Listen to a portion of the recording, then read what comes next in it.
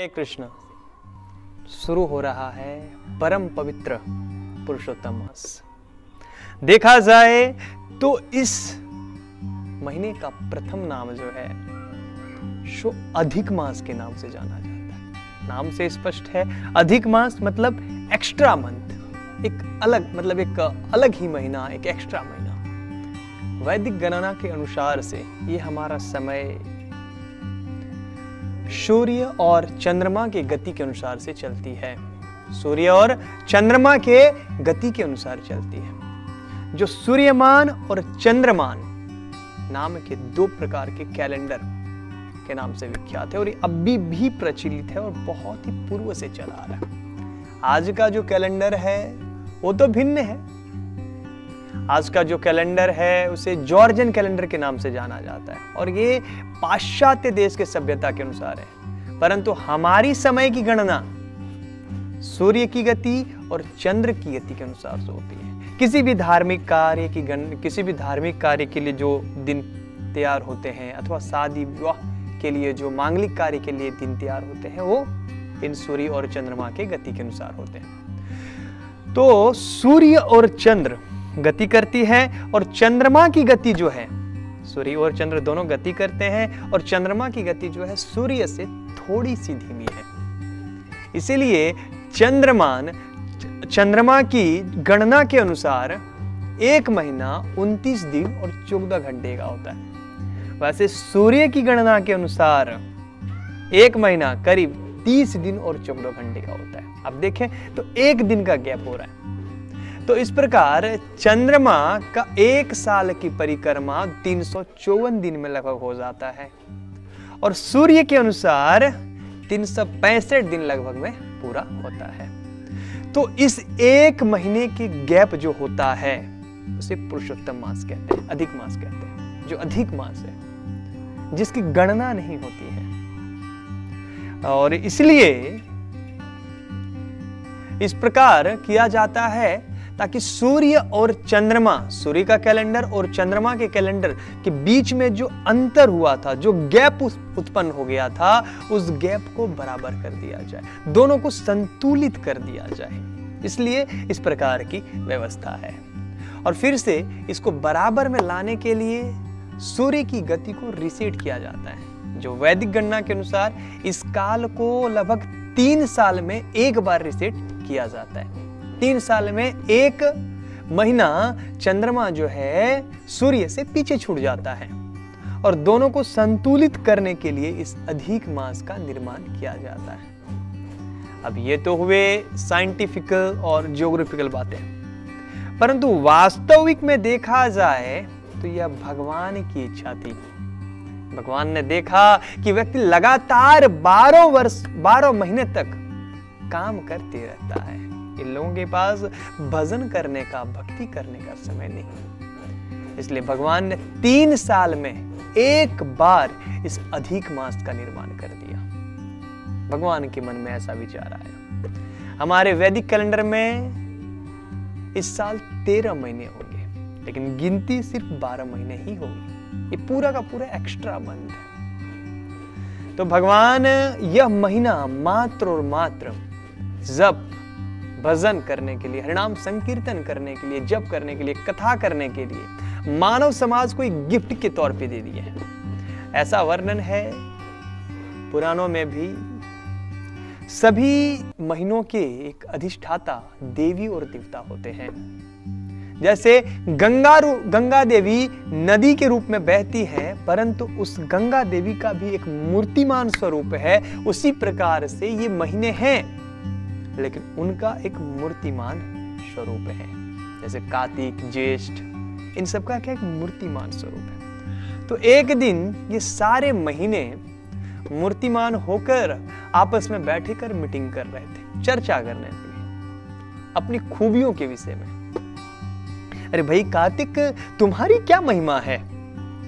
कार्तिक गर्व से कहता है, मेरे में तो भगवान ने गोवर्धन उठाया, भगवान को गाय चराने की अनुमति मेरे महीने में ही मिली। राधा कुंड, श्याम कुंड, दामोदर लीला, मेरे महीने में तो बहुत कुछ है। चैत्र, तुम्हारे में क्या खासियत है भाई?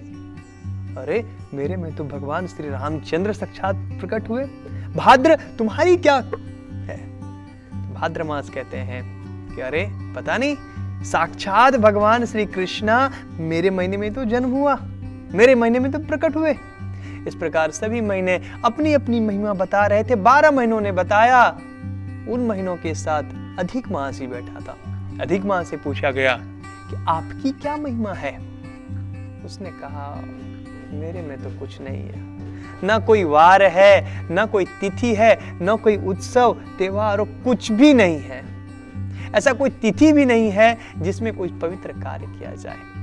यह देखकर सभी महीने अधिक मास का मजाक उड़ाने लगे, उपहास करने लगे और कहने लगे तुम में तो कुछ नहीं है, तेरा कोई यूज नहीं है, तू यूजलेस है, वास्तव में तू मल के समान है, मल का कोई यूज नहीं है।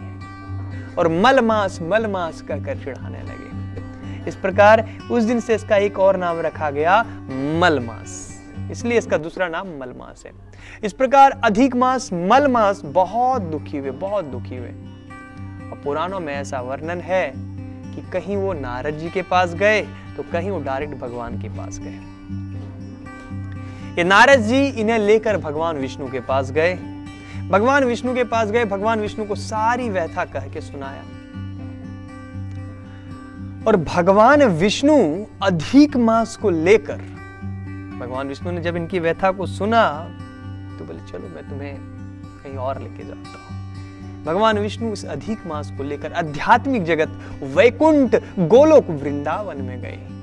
भगवान का चिन्मय धाम अद्भुत प्रकाशमान, शस्त्र शस्त्र लक्ष्मी भगवान की सेवा में है। ऐसे पवित्र धाम में ऐसे अधिक मास को लेकर गए और वहां एक अद्भुत प्रकाश थी। उस प्रकाश को देखकर ये अधिक मास चौंक गई और भगवान विष्णु ने इन्हें अपने पीछे खड़ा कर लिया कि मेरे पीछे रह जाओ, और उन्हें लेकर कृष्ण के पास लेकर गए। कृष्ण ने देखा कि भगवान विष्णु के पीछे खड़े खड़े अधिक मास रो रही थी, सिसक रही थी। कृष्ण ने कहा अरे क्यों रो रही हो? गोलोक वैकुंठ में कोई रोता नहीं आने के बाद, यहाँ तो केवल आनंद ही आनंद है। तब भगवान विष्णु ने अधिक मास के दुख को, अधिक मास के व्यथा को कह के सुनाया। तब कृष्ण ने कहा क्योंकि तुमने मेरी शरण ग्रहण किया है, अतः आज से तुम में केवल शुभ ही होगा। तुम्हारे महीने में किया गया जप कीर्तन श्रवण का फल अन्य महीनों से 16 गुना अधिक होगा, क्योंकि तुम मेरे शरण में आई हो। अतः ये महीना में जो है, ये महीना जो है केवल मेरी भक्ति के लिए ही होगा। मास में प्रतिदिन भागवत कथा श्रवण करने के अभय फल प्राप्ति होता है, ऐसा वर्णन है। इस माह में भागवत कथा सुनने का अभय फल प्राप्ति होता है, ऐसा वर्णन है। इस माह में जप किया गया अभय फल प्रदान करता है। कहने लगी प्रभु, अधिक मास की जो देवी थी वो प्रसन्न नहीं होगी। वो कहने लगी कि प्रभु सभी महीनों के अधिष्ठाता देव हैं, देवी हैं, मेरे में ऐसा कुछ नहीं है। सब लोग मुझे अधिक मास करके बुलाते, बताइए ये भी कोई नाम है? भगवान बोलते हैं क्योंकि तुम मेरे शरण में आई हो, अतः अब मैं तुम्हारा अधिष्ठाता देव बनूंगा और तुम्हें अब आज से पुरुषोत्तम मास के नाम से जाना जाएगा। मैं तुम्हें अपना नाम देता हूं। उस दिन से ये महीना सभी महीनों में सर्वोच्च माना जाता है और सबसे पवित्र है। इसमें कृष्ण भक्ति के अलावा और सारे कार्य वर्जित हैं। कोई भौतिक कार्य नहीं, केवल भगवान की भक्ति और कुछ भी नहीं। और कुछ करते भी हैं तो उसका फल नहीं है, केवल और केवल सिर्फ और सिर्फ भगवान की भक्ति और कुछ नहीं। और इसमें जो भी कार्य किया जाता है, कहीं कहीं शास्त्रों में ऐसा भी वर्णन है कि इस महीने में किया गया जब हजारों गुना फल ज्यादा देता है। इस प्रकार से इस पवित्र मास की महिमा बहुत ही पवित्र मास है। आप सभी भक्त अधिक से अधिक इस मास में जप कीजिए, कथा कीजिए, कीर्तन को सुनिए, कथा को करवाइए, अपने घरों में कीर्तन कथा का आयोजन करिए। जितना अधिक से अधिक हो सके भगवान के नाम का कीर्तन कीजिए। हरे कृष्णा।